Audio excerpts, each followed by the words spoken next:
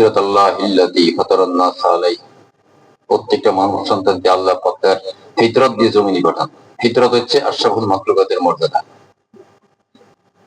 ওই ফিতরত দিয়ে আল্লাহ পাক জমিনে পাঠান। যখনই মানুষটা বড় হয়, 12 বছর বয়স হয়ে যায়, আমলনামা চলে আসে, কিরামান কাতিবিন কাঁধে এসে বলে যান, তখন তার উপরে আল্লাহর হুকুম মানা ফরজ হয়ে যায়।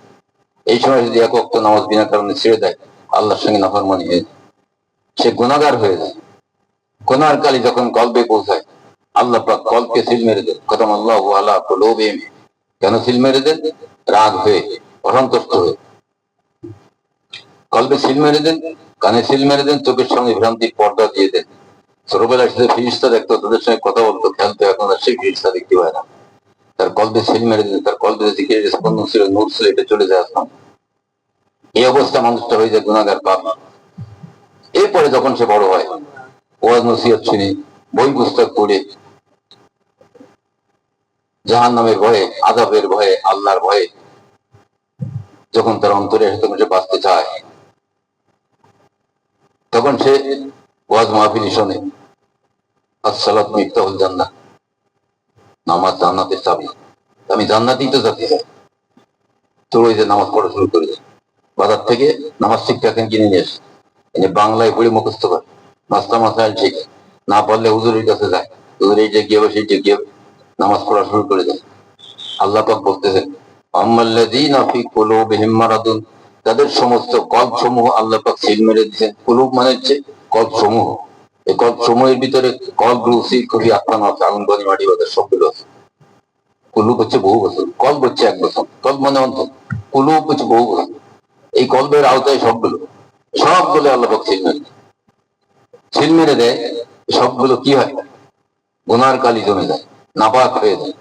এই নাপাক গুনার কালি যখন কলবে জমা হয়, আসমানি নূর আসমানে চলে যায়, তখন সে শয়তান যে তার কলবে সাময়িক, শয়তান ধরে যায়, তাকে ধোঁকা দিয়ে বিপদগামী করে। সে মনে করে আমি তো ভালো হতেই আছি, ভালো কাজ করতেছি।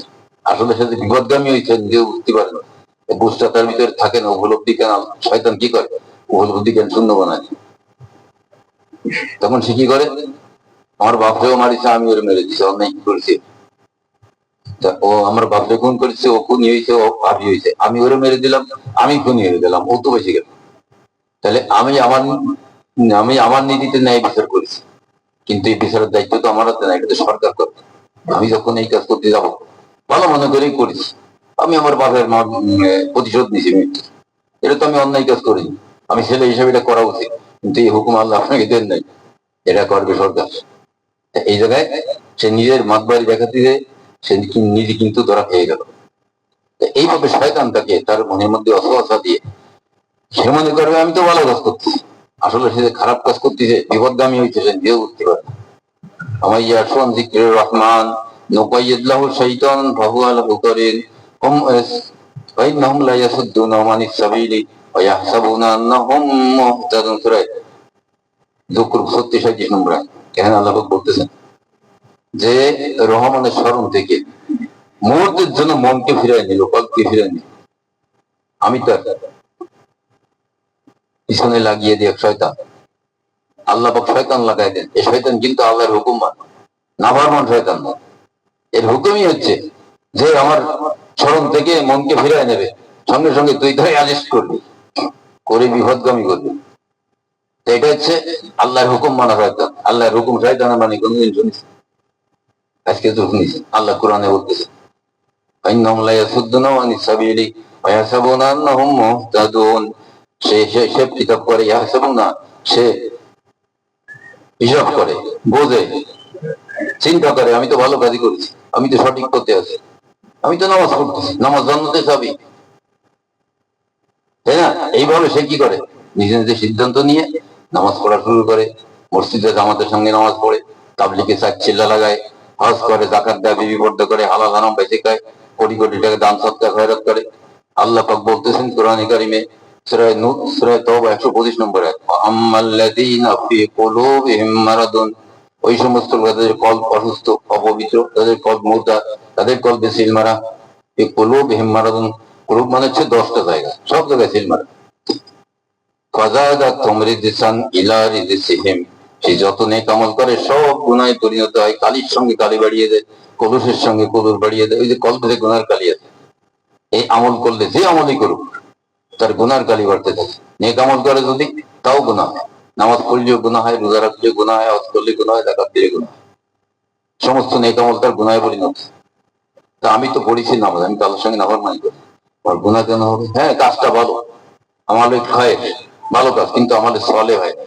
আমালে সলে তখন হবে যখন এই আমল আল্লাহর দরবারে যাবে, বিনিময় নিয়ে কি আসবে, এর নাম হচ্ছে আমালে সলে।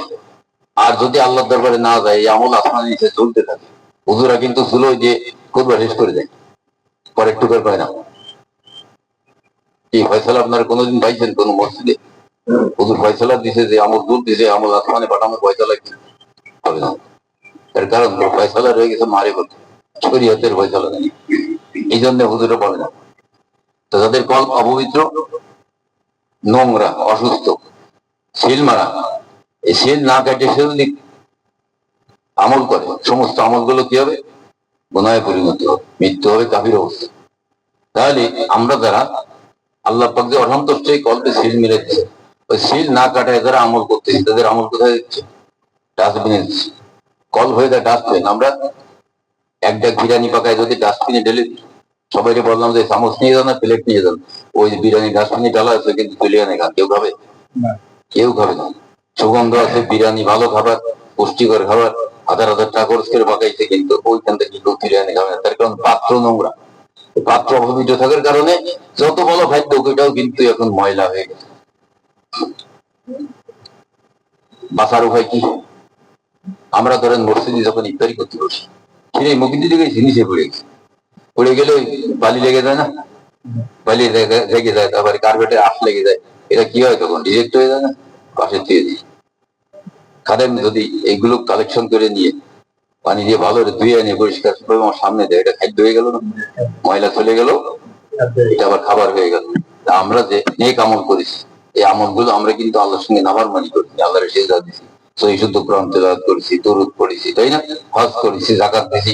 আমরা কিন্তু ডোল বাড়াইনি, কারো পরের ফাঁকি দিয়ে খাইনি, কারোর সাথে কারোর উপরে অত্যাচার করিনি, সরাসরি গুনার কাজ আমরা কেউ করি। কিন্তু আমাদের এই আমলগুলো সব গুনায় পরিণত হয়েছে। আল্লাহ পাক দেখে না? দেখে।